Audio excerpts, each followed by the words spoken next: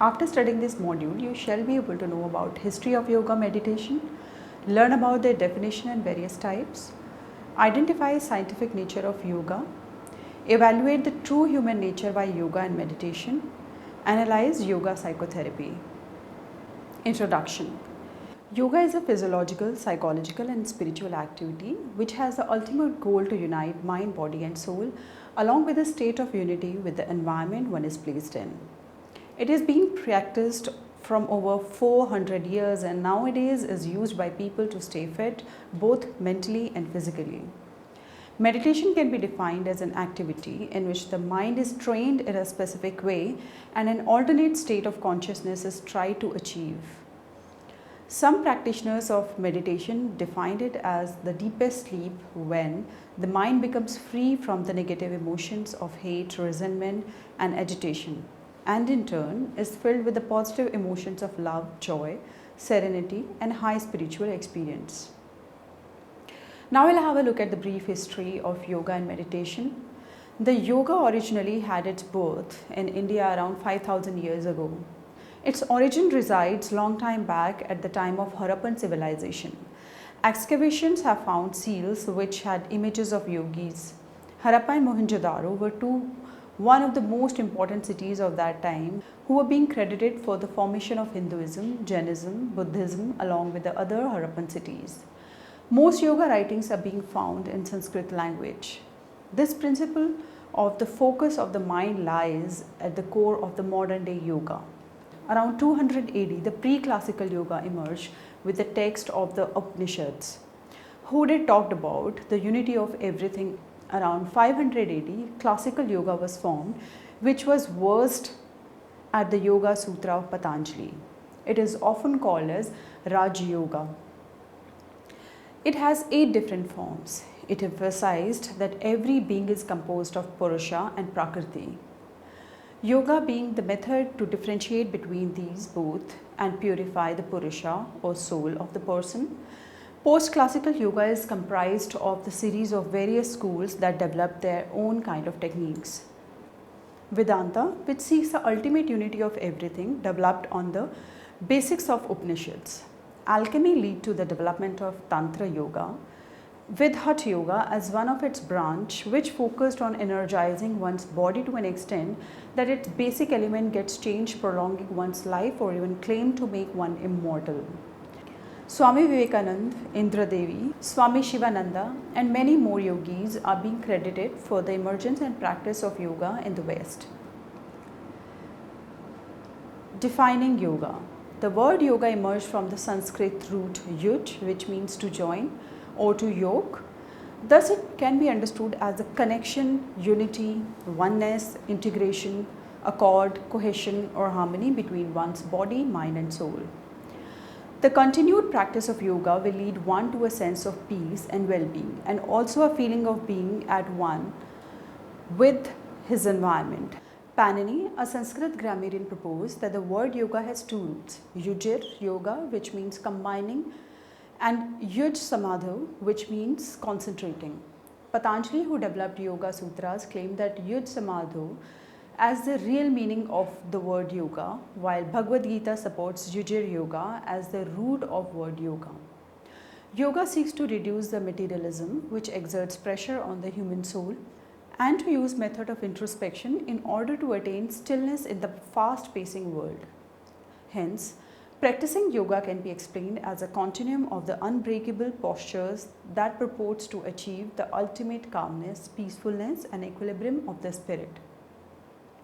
Some have defined it as an internal projection from the world havoc and upheavals. Patanjali proposed that daily practicing yoga can break those habits, thoughts and actions which represent corruption, negativity and materialism in a person. Broadly, it can be defined as a composite system of spiritual disciplines which are basic to Hinduism, Jainism and Buddhism that were formed early in Asia. Yoga and its types. There are various types of yoga that are developed over time across the world. Some of them are discussed below, which are Hatha Yoga, one of the most popular type of yoga in the West to deal with the stress, anxiety and depression. It includes position of the body, which means asanas, regulation of breathing, that is pranayam, and focusing on the concentration, that is dhyan. Next we have Bikram Yoga. This type, which involves intense workout. It aims to increase one's persistence, muscle strength, pliability, and to achieve an optimum weight. Ishta, the integral science of Hatha and Tantric arts, which seek to unblock the energy channels via poses of the body, concentration, and imagination. Then we have Integral Yoga. It involves poses of the body, control of one's breath, servicing selflessly, meditating, chanting, praying, and exploring oneself. Then we have Ashtanga Yoga. It is a type of yoga which requires high physical labor. Ashtanga Yoga requires one to control breath along with the formation of progressive, incessant chain of the body postures. Jivamukti Yoga.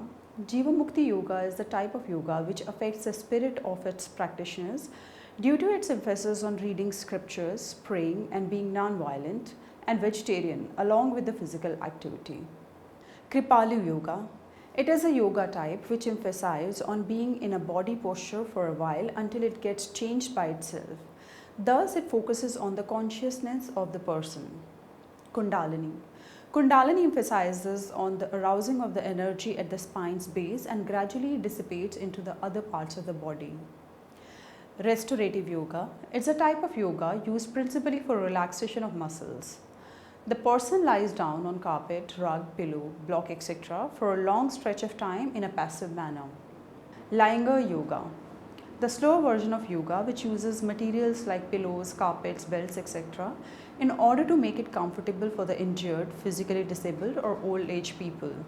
Now we must also understand the scientific nature of yoga. Yoga can be viewed as a science which seeks to help one to systematically explore its own self in a process of self-realization and creating a harmony between the spirit and the body. It involves systematic technique of meditation, controlling of breathing pattern, and a chain of series of bodily postures. The ultimate goal is to help the human practicing it in one way or another, just same as that of science. Exploring the true human nature through yoga. The word yoga literally means to unite or to combine ourselves with our true nature. This integration can only be done via following various yoga principles. Before this integration, we are insecure, fearful, separate from ourselves, doubtful, and more or less incomplete. The only relation that self has is from itself. Thus, yoga helps a person to have an insight of itself which is clear, endless, and infinite. According to the Patanjali, there are 5 prerequisites which decide the person's psychological condition or chitta vritti, avedya, or disregard, asmita, or one's personal identity, raga, or enthusiasm, dvesha, or rage, and abhinivesha, or desire to be alive.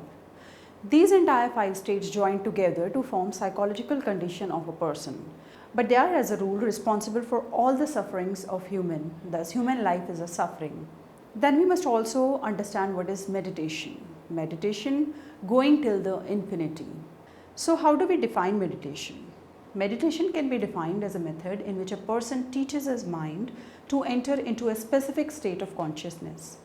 Meditation refers to the chain of strategies that involve a deliberate attempt to concentrate one's attention in a non-judgmental ways to achieve a stillness of mind and thoughts and to avoid vague and deep forms of thinking. So meditation basically has 4 components. First, meditation includes the purpose to concentrate on a specific object, state, or whatever it requires. Secondly, meditation does not require to be necessarily be defined with reference to a religious activity. Thus, practicing meditation may involve continuously reiterating a specific word or a paragraph, but with the aim to achieve oneness, peacefulness, and stillness, and not with the aim to please God through praying. Thirdly, it is also inclusive of a deliberate effort to control the mind from wandering here and there and to maintain a continuous focus on the practice. There are different instructions in order to face such a situation. Fourthly, it is not significant that what is the thought. It just may appear and disappear. What is important is the conscious attention of the continuum of the appearing and disappearing of thoughts. Hence, initially meditation may had originated as a religious activity, but gradually it turned as a means of attaining calmness, tranquility, serenity, stillness, along with the aim to build an inner energy filled with warmth, kindness, and with a forgiving, generous, and patient nature. Meditation and its types. There are various types of meditational practices that have emerged over a period of time. However, here we will describe some of them. First one is Transcendental meditation. It's a concentrative type of meditation which involves sitting rigid in a straight posture and repeatedly chanting a holy word like Om. Main focus is to achieve stillness along with the control and manipulation of the breathing process. The distraction by the alternative thoughts is prevented by activity, first noticing the thought, then returning back to the practice. Transcendental meditation may lead to the feeling of exclusion of spirit from physical body, which ultimately leads to the construction of new form of energy. Its origin lies in the Vedanta school of meditation of Hinduism. Then we have Vipassana meditation, also known as mindfulness form of meditation, which has its origin lying in Buddhism. It involves getting aware of each and every thought that appears in the consciousness with being detached and non-judgmental. It is preferably a process of observation of the breathing process, present senses, emotions, sounds or images, the practice being implicated in the routine activities like eating, working, drinking, etc. It can be termed as a form of low energy. Vipassana meditation is one of the most famous forms of meditation. Then we have Zazen meditation. This is one of the most difficult form of meditation, having its origin in Buddhism. It involves sitting in a straight posture and paying minimal or least attention to any activity. It starts with focusing one's attention to an immediate underlying thought, turning it then to another level of consciousness, the pre-conscious mind. Requiring higher concentration, it is thereby directed to the final level of consciousness, that is the unconscious mind. Some have argued that unconscious is not the final level, but the concentration reaches to another level of pure consciousness. The ultimate aim of Zazen is to combine and to achieve openness in all levels of consciousness. Kundalini meditation.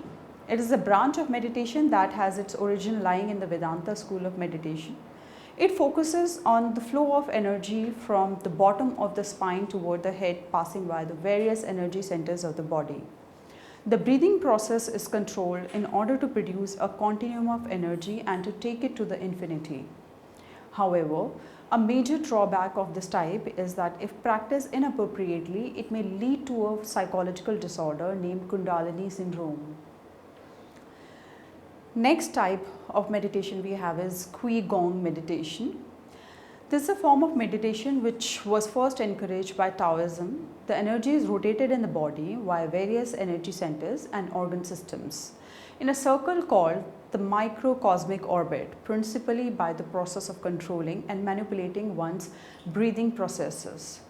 The awareness is concentrated on three parts of the body: navel, chest and head. Yoga and meditation having their dark faces.